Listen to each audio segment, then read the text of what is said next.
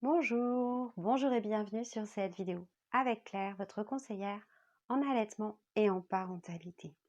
Je voudrais aujourd'hui aborder avec vous les besoins des bébés en communication.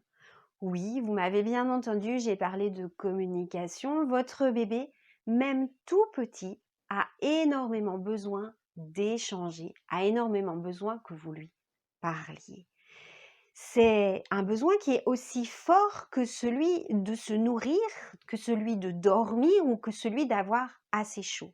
Votre bébé a besoin en permanence d'entendre votre voix, d'entendre vos mots, que vous lui parliez, que vous lui racontiez des choses, que vous lui chantiez des chansons. Il a soif de mots et plus particulièrement encore des vôtres. Je voudrais relater une expérience très malheureuse qui a été faite par Frédéric II de Bavière qui, voulant découvrir la langue universelle, par exemple, avait interdit aux nourrices de parler aux enfants dont elles s'occupaient. Ces enfants ont tous abandonné. Ils se sont laissés mourir.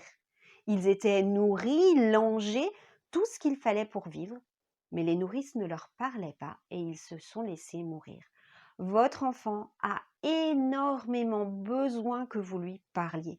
Alors je sais, c'est pas facile, il ne vous répond pas, quelques petits sourires, quelques petits hareux, vous avez peut-être le sentiment de parler dans le vide, et pourtant, ce sont vos mots, c'est ce bain de parole qui va lui permettre de grandir, de développer son cerveau, d'apprendre à découvrir le monde. Alors, comment faire? Comment faire pour arriver à lui parler au quotidien?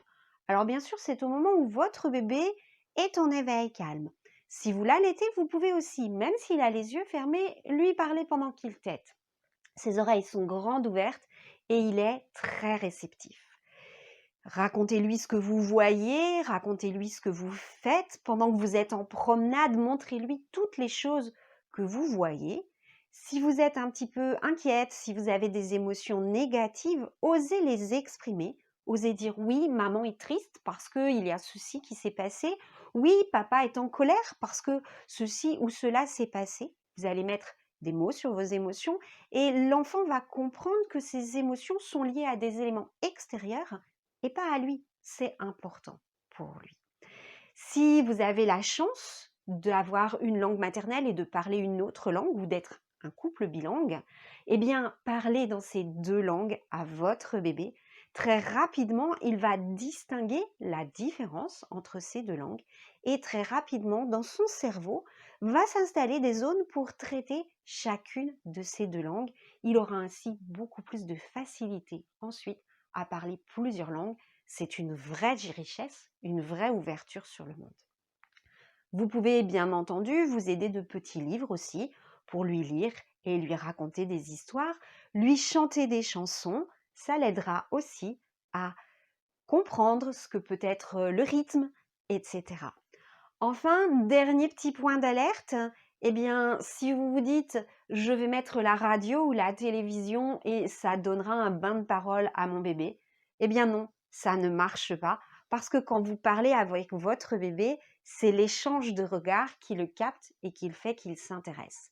La télé ou la radio, eh bien, il n'y a pas cet échange de regards, il n'y a pas cette interaction, c'est-à-dire qu'à ces réactions, vous allez vous-même réagir et c'est ça qui va l'aider à construire son langage, eh bien, ça ne fonctionne pas.